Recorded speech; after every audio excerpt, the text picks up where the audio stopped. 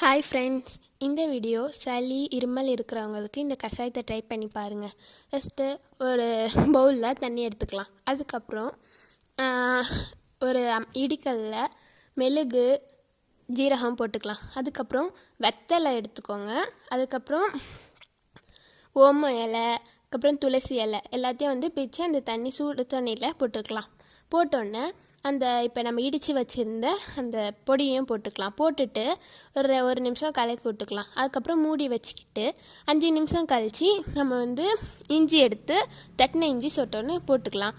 போட்டுட்டோன்னே ஒரு 10 நிமிஷம் சுண்ட விட்டோன்னே நல்லா சுண்டது நம்மளுக்கே தெரியும். அதுக்கப்புறம் ஒரு டம்ளரில் நம்ம செஞ்சு வச்சுருந்த கஷாயத்தை ஊற்றிக்கிட்டு, இது 2 பேர் குடிக்கிற அளவு இருக்கும் இந்த கஷாயம்.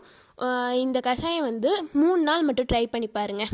சளி, ஜுரம், இருமல் இருக்கிறதுலாம் எல்லாம் போயிடும். இந்த வீடியோ பிடிச்சா லைக், ஷேர், சப்ஸ்கிரைப், கமெண்ட்